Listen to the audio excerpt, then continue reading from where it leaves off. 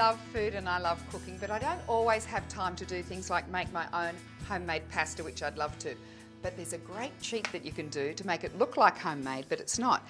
This is actually lasagna sheets, fresh lasagna sheets. And what you can do is you can just cut them through like this, and they're going to look like rag pasta.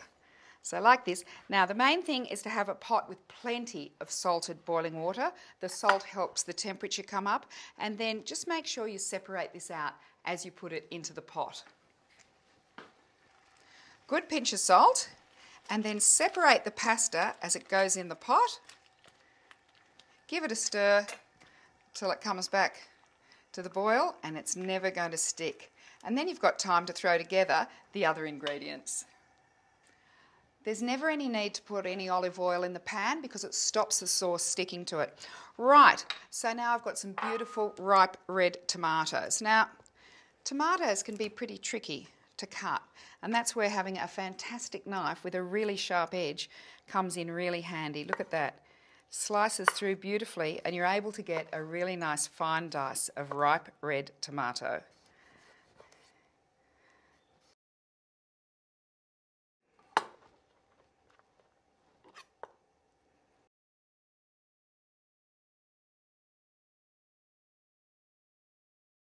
It's really, really easy when you've got the right equipment.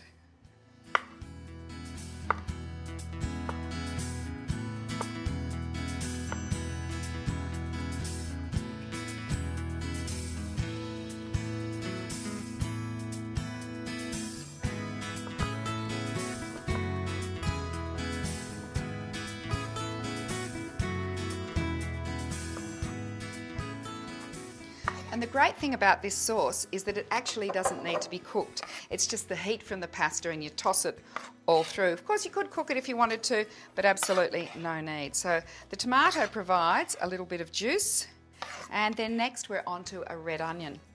These actually aren't really called Spanish onions, they're red onions. I went to Spain and I didn't see any of these onions, and I said, why don't you have Spanish onions? And they said, all our onions are Spanish. There you go.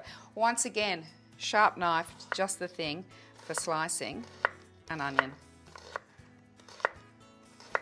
Now you can leave it chunky like that, or you can go across the other way and just get it into a bit of a dice.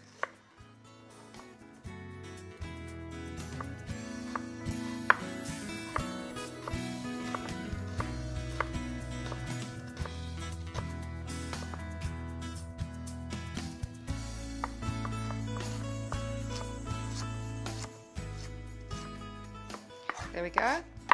Throw the onion in too. And now where would we be without some olives? Thing is though, if you're going to put olives in a dish, you don't want the stone in them. Take it out. You don't want people breaking their teeth. So just a good press on the side of the knife, and the seed will come out, and then you can chop your olive. A lot of people fuss around with those silly olive de-peppers, and I don't think they work. So I just like to use my knife. In there. And now I just want to dress this with some olive oil and some balsamic vinegar. So we'll just throw a little bit of this in now.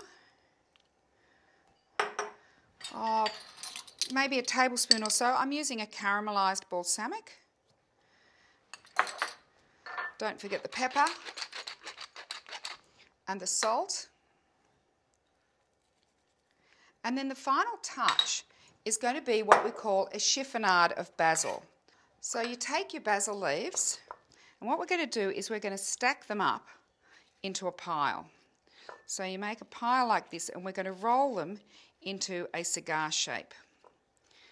Now, a lot of people actually rip their basil leaves because they're worried about discoloration.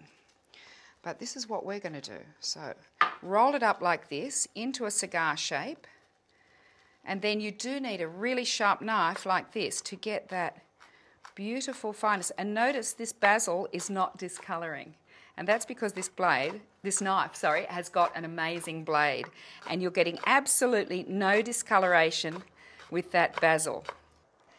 And there's our beautiful chiffonade that hasn't discoloured. So now all I need to do is to drain off the pasta, and we've got our dish done. And there it is. And all you need to do is to pop the pasta in on top of the other ingredients and give it a really good toss around. Not too much, you don't want it to break up. And the aroma, I'm really smelling those olives, and that's lovely. And actually it's quite wet enough. I don't need to add any extra pasta water because it's still got a little bit in there. So then all I need to do is plate up. And there you have it.